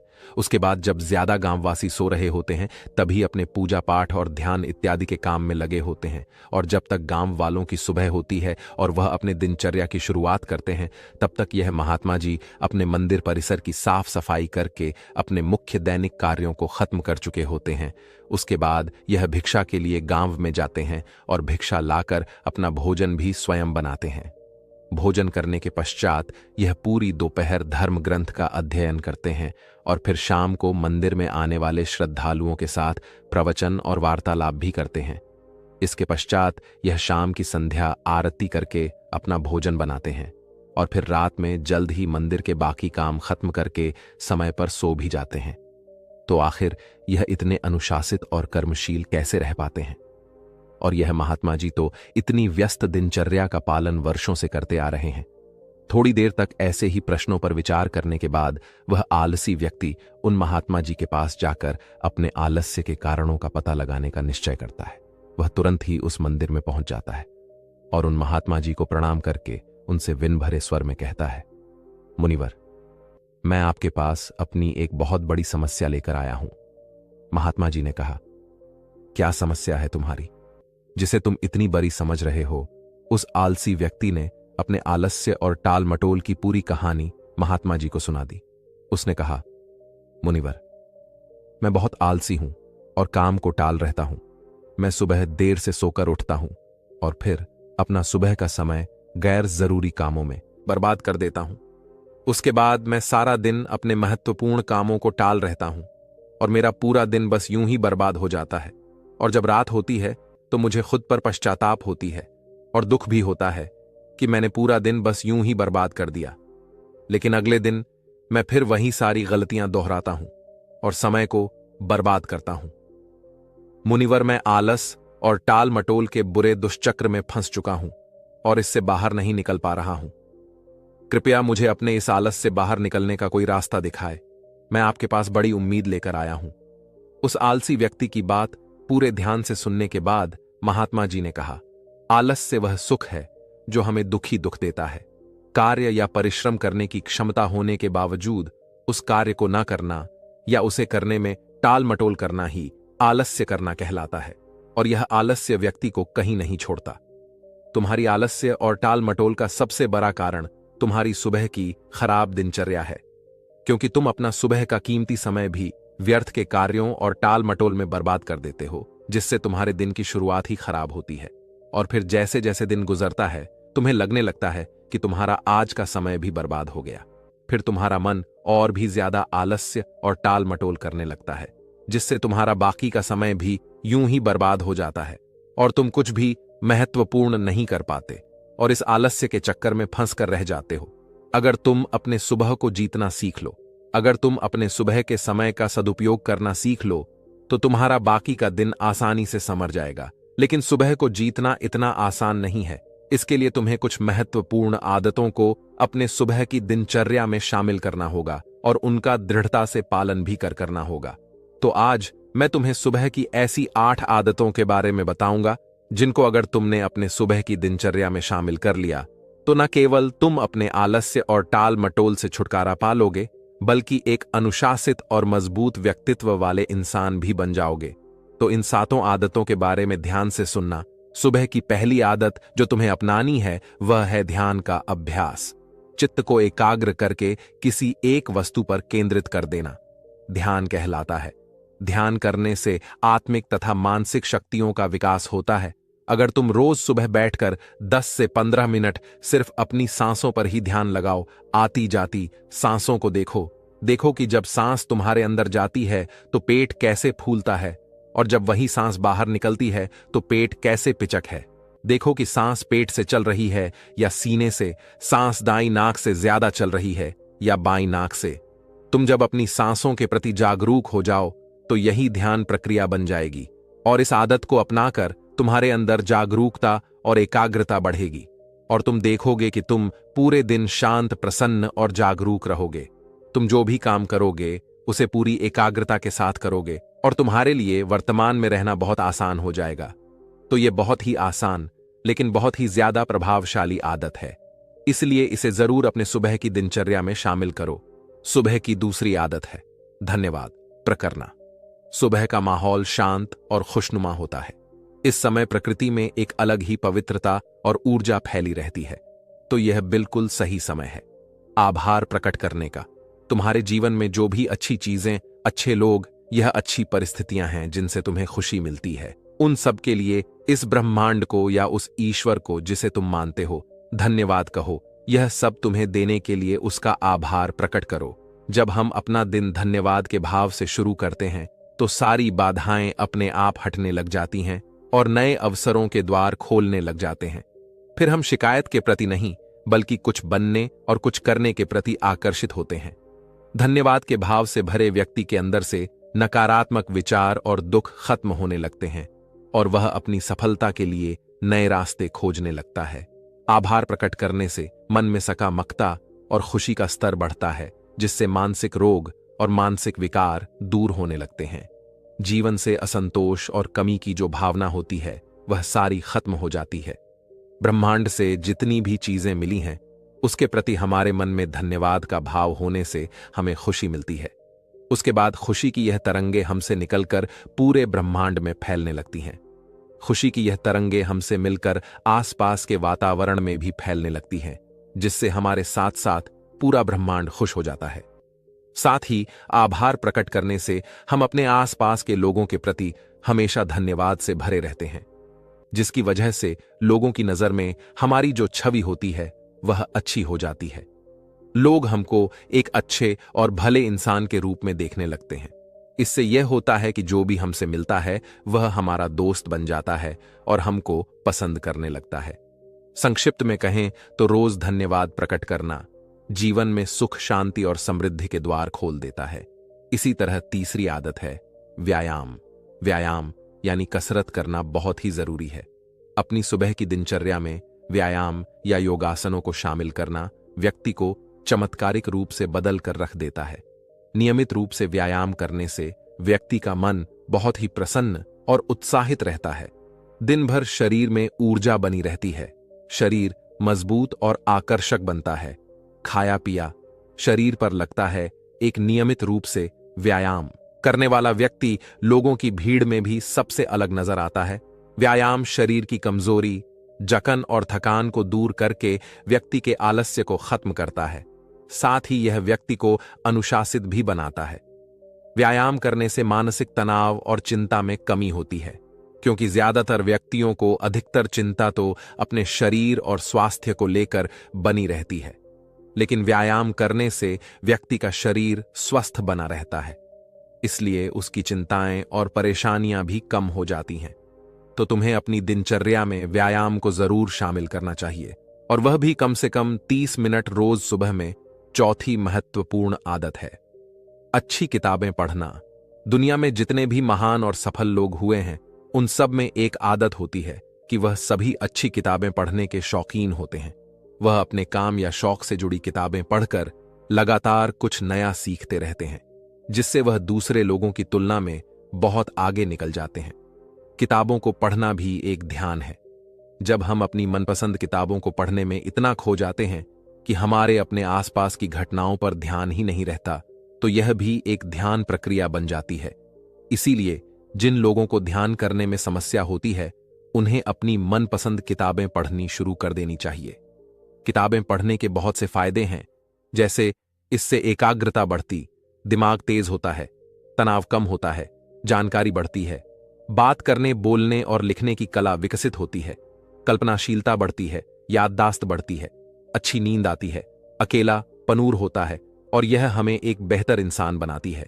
इसीलिए तुम्हें हर दिन सुबह या रात में सोने से पहले किताबें जरूर पढ़नी चाहिए। सुबह की 5वीं आदत है लक्ष्य निर्धारित करना। सुबह सुबह हमारा मन ज्यादा शांत और स्पष्ट होता है। हम ज्यादा स्पष्टता के साथ सोच सकते हैं।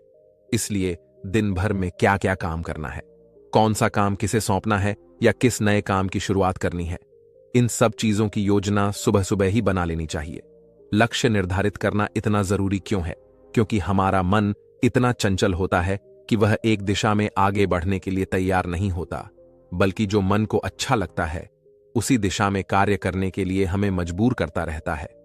मन की इच्छाएं मौसम की तरह होती हैं, जो हर कुछ समय अंतराल के बाद बदलती ही रहती है। इसीलिए मन की इन इच्छाओं को नियंत्रित करने के लिए लक्ष्य को निर्धारित करना बहुत आवश्यक होता है। जब हम लिखित रूप में अपना लक्ष्य निर्धारित कर लेते हैं, तो हमारा लक्ष्य हमें एकदम साफ साफ दिखाई देने लगता है और लक्ष्य निर्धारण के द्वारा हम अपने मन पर काफी हद तक काबू भी पा लेते हैं। लक्ष्य निर्धारण के द्वारा हमें अपने मन को एक कार्य में केंद्रित और एकाग्रचित्त करने में मदद मिलती है। सुबह की 6ठी आदत है पानी पीना। सुबह उठते ही 2 या 3 गिलास पानी पीना शरीर के लिए अमृत का कार्य करता है। सुबह सुबह पानी पीने से पेट अच्छे से साफ होता है। शरीर में रात भर में जो भी पानी की कमी हुई है उसकी पूर्ति हो जाती है। सुबह अच्छे से पानी पी लेने से शरीर में दिन भर ऊर्जा और ताजगी बनी रहती है। सुबह ज्यादा पानी पीने का एक फायदा यह भी होता है कि फिर हमें दिन भर बार बार प्यास नहीं लगती। अगर शरीर में पर्याप्त पानी की मात्रा बनी रहती है तो इसके बहुत सारे फायदे भी होते हैं। जैसे इससे शरीर की अच्छे से सफाई हो जाती है, त्वचा चमकदार और सुंदर दिखती है, दिमाग तेजी से कार्य करता है, पाचन में सुधार होता है और शरीर का वजन नियंत्रित रहता है, जिससे शरीर को आलस्य और थकान कम होती है। इसलिए सुबह उठकर गुनगुना पानी पीना बहुत ही अच्छी आदत है। सुबह की 7वीं अच्छी आदत है कि सुबह का नाश्ता अच्छा और पौष्टिक हो। नाश्ता हमारे दिन का पहला भोजन होता है, इसीलिए इसका पौष्टिक और अच्छा होना बेहद जरूरी है। अगर हम सुबह सुबह ही ज्यादा भारी तेल युक्त या कोई ऐसा नाश्ता कर लेते हैं जो हमारे शरीर के लिए अच्छा नहीं है, तो हमें सुबह सुबह ही भारीपन और आलस से महसूस होने लगता है, जिससे हम अपने कामों पर सही से ध्यान नहीं दे पाते। और अगर हम भूख होने के बाद भी सुबह नाश्ता नहीं करते, तो फिर हमें कमजोरी, भूख और थकान सताने लगती है, जिसकी वजह से भी हमारा काम पर मन नहीं लगता। इसलिए अगर हमें सुबह भूख महसूस होती है तो अच्छा और पौष्टिक नाश्ता जरूर कर लेना चाहिए। लेकिन यह जरूरी है कि भूख लगे तो नाश्ता जबरदस्ती या फिर सिर्फ नियम पूरा करने के लिए नहीं करना है। इतना कहने के बाद महात्मा जी ने अपनी बात समाप्त कर दी और उस आलसी व्यक्ति ने भी महात्मा जी की बातों को ध्यान से सुनने के बाद उन 7 आदतों को अपने सुबह की दिनचर्या में शामिल करने का निश्चय कर वहां से चला गया। दोस्तों, आज के समय में एक और बुरी आदत है जिसकी वजह से लोगों की सुबह की दिनचर्या खराब हो जाती है, और वह आदत है उठते ही मोबाइल फोन पर लग जाना। आजकल तो लोगों की सुबह की शुरुआत ही मोबाइल के साथ होती है। उठते ही सोशल मीडिया पर लग जाते हैं, और सुबह के लिए इससे बुरा काम और कुछ हो ही नहीं सकता। आपको सुबह उठने के बाद देर से 2 घंटे तक स्क्रीन को नहीं देखना होता है, इससे दूर रहना होता है। देखिए, मोबाइल हमारी सुविधा के लिए बनाया गया है और यह बहुत अच्छा है, लेकिन अगर यही मोबाइल हमें बीमार और कमजोर बना रहा है तो यह बहुत बुरा है और यह हमारी कमजोरी है, क्योंकि मोबाइल खुद से उछलकर हमारे हाथों में नहीं आता, वह हम ही हैं। वह हमारी ही कमजोरी है जो इससे चिपके रहते हैं और फिर बोलते हैं कि मोबाइल का एडिक्शन छूट नहीं रहा। ऐसे दोष देने से कुछ नहीं होगा। हमें खुद को संभालना और सुधारना होगा, खुद पर नियंत्रण लाना होगा और सुबह के स्क्रीन टाइम को बिल्कुल खत्म करना होगा। ना लैपटॉप, ना टीवी और ना ही मोबाइल। सुबह अलार्म के लिए भी मोबाइल का उपयोग नहीं करना। अलार्म के लिए एक छोटी सी अलार्म घड़ी खरीद लो, क्योंकि किसी भी बहाने से सुबह हाथों पर मोबाइल नहीं आना चाहिए। तो यह थी वह 8 आदतें जिन्हें अगर आप अपनी सुबह की दिनचर्या में शामिल कर लेते हैं तो आपकी सुबह तो शानदार बनेगी ही, साथ ही आप अपनी जिंदगी में बहुत ही सफल और खुशहाल भी रहेंगे। तो दोस्तों, उम्मीद है इस वीडियो से आपको काफी कुछ सीखने को मिला होगा। आज की इस प्रेरणादायक यात्रा के अंत में मैं आप सभी का हृदय से धन्यवाद करना चाहता हूं। आपने इस वीडियो को देखकर अपने जीवन को नई दिशा देने का निर्णय लिया है और यही सबसे महत्वपूर्ण कदम है। हमने इस सफर में बहुत कुछ सीखा। अपने सपनों के पीछे लगने का महत्व, चुनौतियों का सामना करने का साहस और जीवन में सकारात्मक दृष्टिकोण अपनाने की शक्ति। याद रखें, आपकी मेहनत और समर्पण ही आपको उस ऊंचाई पर ले जाएंगे जिसका आपने सपना देखा है। जीवन में कभी हार न माने, चाहे कितनी भी कठिनाइयां आएं। हमेशा यह विश्वास बनाए रखें कि आप कुछ भी कर सकते हैं। हर असफलता एक नए अवसर का द्वार है। यह वह अनुभव है जो हमें मजबूत बनाता है और आगे बढ़ने की प्रेरणा देता है। सपने देखना और उन्हें पूरा करने की दिशा में कदम बढ़ाना ही जीवन की सच्ची कला है। अपने अंदर की शक्ति को पहचानें और उसे अपनी सफलता का मार्गदर्शक बनाएं। आपके अंदर वह क्षमता है जो किसी भी बाधा को पार कर सकती है। हमेशा याद रखें, जीतने वाले कभी हार नहीं मानते और हार मानने वाले कभी जीतते नहीं। अपने लक्ष्य के प्रति दृढ़ रहें और निरंतर प्रयास करते रहें। सफलता आपके कदमों में होगी। आप सभी को इस यात्रा में शामिल होने के लिए धन्यवाद। आपसे फिर मिलेंगे एक नई प्रेरणा, एक नए उत्साह और नई उम्मीदों के साथ। तब तक के लिए सकारात्मक रहें, मेहनत करते रहें और अपने सपनों को सच करने में कोई कसर न छोड़ें। धन्यवाद।